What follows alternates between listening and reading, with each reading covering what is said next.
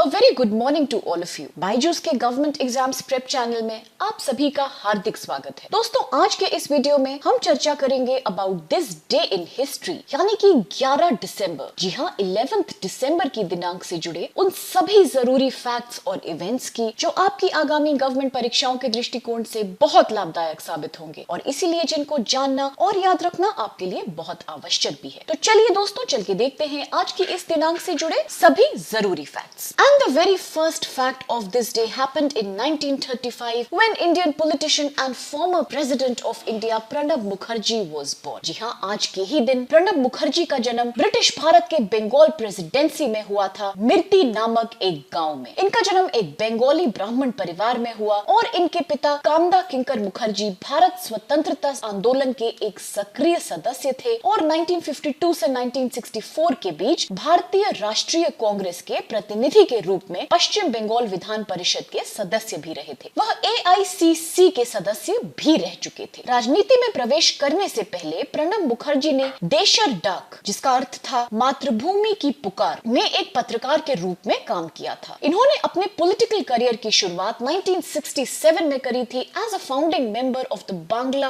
Congress. Ahead of the 1967 elections, he played a crucial role in forging the United Front alliance against the Indian National Congress. In 1972, Indira Gandhi ने इनको recruit किया to the Indian National Congress along with merging the Bangla Congress into the party. उन्हें 1973 में इंदिरा गांधी के cabinet में औद्योगिक विकास के केंद्रीय उप मंत्री के रूप में नियुक्त किया गया था और 1982 से 1984 तक वह वित्त मंत्री भी रह चुके। In 1986, Pranab Mukherjee founded another party known as राष्ट्रीय Samajwadi Congress (RSC) in West Bengal. The RSC and INC merged together 3 years later after a compromise was reached between them under Rajiv Gandhi. 2004 में जब कांग्रेस पार्टी एक बार फिर सत्ता में आई तो मनमोहन सिंह ने प्रणब मुखर्जी को भारत के रक्षा मंत्री के रूप में नियुक्त किया था। Mukherjee was sworn in as the President of India by the Chief Justice of India on 25th July 2012, becoming the first Bengali to hold the post of President of India. इसके पहले भी इन्होंने कई बहुत महत्वपूर्ण पद निभाए हैं, जैसे कि he was the chairman of the Indian Statistical Institute in Calcutta. Besides, he also served on the planning board of the Asiatic Society. Criminal Law Amendment Ordinance 2013 was promulgated by Pranab Mukherjee on 3rd February 2013, providing amendment of the Indian Penal Code, Indian Evidence Act and the Code of Criminal Procedure 1973 on various laws related to sexual offences. इनको कई प्रतिष्ठित पुरस्कारों से भी सम्मान किया गया है, जैसे कि Bharat Ratna in 2019.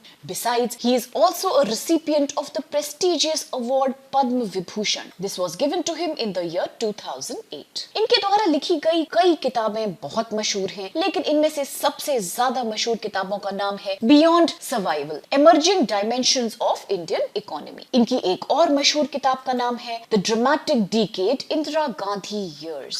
Apart from that, he is also known for having written the book Off the Track: A Few Comments on Current Affairs. With this, अब चल के देखते हैं दोस्तों कौन सा अगला महत्वपूर्ण फैक्ट है आज हमारे पास, और ये हुआ था 1969 में जब Indian chess grandmaster and former world chess champion Viswanathan Anand was born. जी हाँ, खेल की दुनिया से जुड़ा एक ऐसा नाम जिसके बारे में हम सभी भली भांति जानते हैं, और आप ये भी याद रखिएगा कि इनका जन्म चेन्नई में हुआ था, जो कि तमिलनाडु की राजधानी है, और विश्वनाथन आनंद ने अपनी माता से कुल 6 वर्ष की आयु से ही शतरंज खेल को सीखना शुरू कर दिया था। राष्ट्रीय स्तर की सफलता उन्हें तब मिली जब उन्होंने कुल 14 वर्ष की उम्र में 1983 में 9 आउट ऑफ 9 अंकों के साथ राष्ट्रीय सब जूनियर चैंपियनशिप जीती थी। In 1984, he won the Asian Junior Championship in Coimbatore, earning a norm for the title International Master in the process. 15 वर्ष की आयु में वर्ष 1985 में लगातार दूसरे वर्ष एशियन जूनियर चैंपियनशिप जीत के अंतरराष्ट्रीय मास्टर का खिताब हासिल करने वाले ये सबसे कम उम्र के भारतीय बन गए। तो ये फैक्ट बहुत ही जरूरी है, आपके एग्जाम्स के पॉइंट से कभी भी पूछा जा सकता है। आप जरूर याद रखिएगा that he became the youngest Indian to actually win the title of International Master. इसके पश्चात 1987 में ये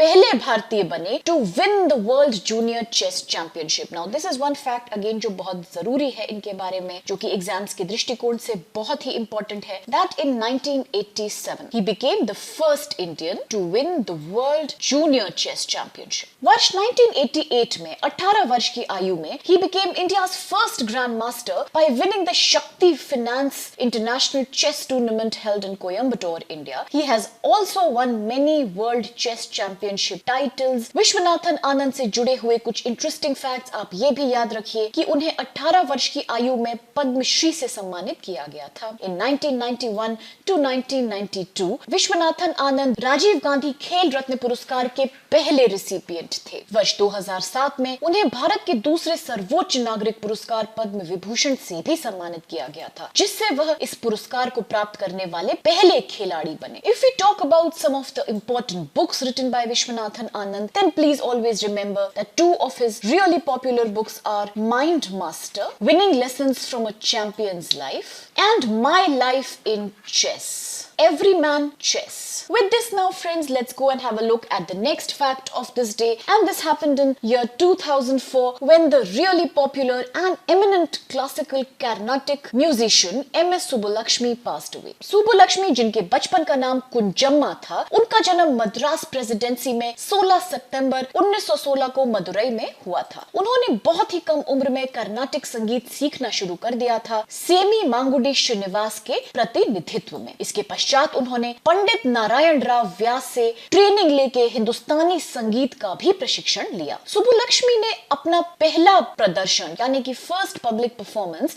1929 में प्रतिष्ठित मद्रास संगीत एकेडमी में दिया था, जब वह कुल 13 वर्ष की थी। 17 साल की उम्र में सुब्बुलक्ष्मी ने कई देश विदेशों का टूर भी किया अपने संगीत कार्यक्रमों का प्रदर्शन करने के लिए, जैसे कि she went to London, New York, Canada and the Far East and many other places where she represented India as a cultural ambassador. She also made her film debut in a Tamil film which was known as Sevar Sadan. This was released in 1938. इनका debut performance था opposite the very famous Indian activist F.G. Natesha Iyer. Subbulakshmi was the first Indian who performed in the United Nations General Assembly in 1966. So please friends, always remember this fact क्योंकि आपके exams के दृष्टिकोण से ये एक बहुत ही ज्यादा महत्वपूर्ण जानकारी है that she was the first Indian to perform in the UN General Assembly in 1966. Besides this, in the year 1997, अपने पति काल्की सदाशिवम की मृत्यु के पश्चात उन्होंने अपने सभी सार्वजनिक प्रदर्शनों को देना बंद कर दिया था। अपने यूनिक टैलेंट के लिए और संगीत की दुनिया में नाम रोशन करने के लिए उनको कई प्रतिष्ठित पुरस्कारों से सम्मानित किया गया, जैसे कि वह भारत की सर्वोच्च नागरिक सम्मान भारत रत्न से सम्मानित पहली संगीतकार थी। इसके पश्चात आप ये भी याद रखिएगा कि वह रेमन मैग्सेसे पुरस्कार को पाने वाली पहली भारतीय संगीतकार भी हैं, जिसको कि अक्सर एशिया का नोबेल पुरस्कार माना जाता है। अपार्ट फ्रॉम दिस, इनको और भी कई जाने माने पुरस्कार दिए गए हैं, जैसे कि she was a recipient of Padma Bhushan in 1954, Padma Vibhushan in 1975, Sangeet Natak academy award in 1956 and Indira Gandhi award for national integration in 1990। एक और बहुत दिलचस्प फैक्ट से जुड़ा हुआ है और वो ये है कि द वेरी फेमस विश्व प्रसिद्ध कांचीपुरम साड़ियों में से एक कलर यानी कि एक रंग का नाम इनके ही ऑनर में रखा गया है, जिसको कि MS ब्लू के नाम से बुलाया जाता है। A commemorative stamp was also issued in her honor on 18th December 2005। अब अगर आप ये सोच रहे हैं कि आखिर क्या है कर्नाटिक म्यूजिक और क्या फर्क है इसमें और हिंदुस्तानी म्यूजिक के बीच में, तो प्लीज ऑलवेज रिमेंबर फ्रेंड्स कि Carnatic music is a system of music commonly associated with south India, यानी कि दक्षिण भारत से जुड़ा हुआ है ये संगीत, including the modern Indian states such as Karnataka, Andhra Pradesh, Telangana, Kerala, Tamil Nadu and in fact even the country of Sri Lanka. It is one of the two main subgenres of Indian classical music which evolved from ancient Sanatan Dharma, science and traditions. The other subgenre is of course Hindustani music, जो कि एक distinct रूप में उभर के आया because of Persian and Islamic influences in the northern part of India, यानी कि उत्तर भारत में हिंदुस्तानी म्यूजिक ज्यादा प्रसिद्ध रहा है। With this अब चल के देखते हैं आज की तारीख से जुड़ा अपना अगला फैक्ट, जो हुआ था 2011 में जब famous Indian sitar player and composer Pandit Ravishankar passed away। Ravishankar ji, जिनके नाम के आगे अक्सर पंडित शीर्षक शीर्षक का इस्तेमाल किया जाता है, एक भारतीय सितारवाद और संगीतकार थे। वह 20वीं शताब्दी में सितार के सबसे प्रसिद्ध प्रस्तावक थे। He was born on 7th April 1920 in the city of Banaras. कुल 10 साल की उम्र में बनारस में अपना पहला दशक बिताने के बाद शंकर अपने भाई कोरियोग्राफर उदय शंकर के नृत्य समूह के साथ पेरिस चले गए। By the age of 13, he had become a member of the group, accompanied its members on various tours and learned how to dance and play various Indian instruments. Shankar ने 1938 में अलाउद्दीन खान के शिष्य के रूप में भारतीय शास्त्रीय संगीत का अध्ययन शुरू किया और संगीत की शिक्षा लेने के लिए इन्होंने अपना नृत्य करियर पीछे छोड़ दिया था। Ravishankar began to perform publicly on sitar in December 1939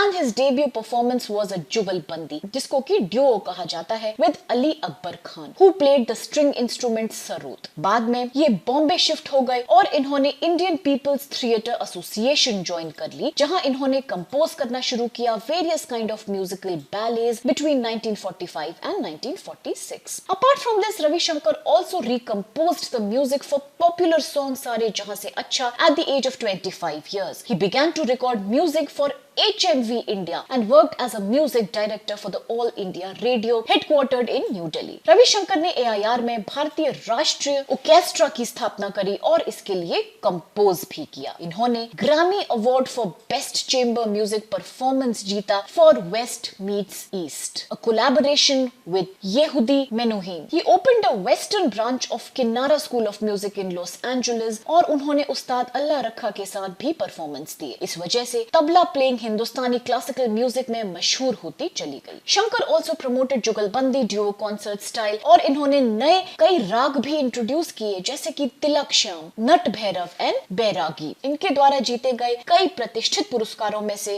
एक है भारत रत्न अवार्ड, इंडिया का हाईएस्ट ऑनर जो इनको दिया गया था वर्ष 1999 में। He is also a recipient of Padma Vibhushan Award, which he received in 1981. Apart from this, he has also won Padma Bhushan Award in the year 1967 and Sangeet Natak Academy Award in the year 1962. इसके अलावा भी इनको कुछ अंतरराष्ट्रीय पुरस्कार मिले हैं, जैसे कि Ramon Magsaysay Award in 1992, Commander of the Legion of Honour of France इनको 2000 में दिया गया था और कुछ मशहूर किताबें भी इनके द्वारा लिखी गई हैं, जैसे कि जिसमें सबसे लीडिंग नाम है माई म्यूजिक माई लाइफ। इनकी एक और बहुत जानी मानी पुस्तक है जिसका नाम है learning Indian music, a systematic approach.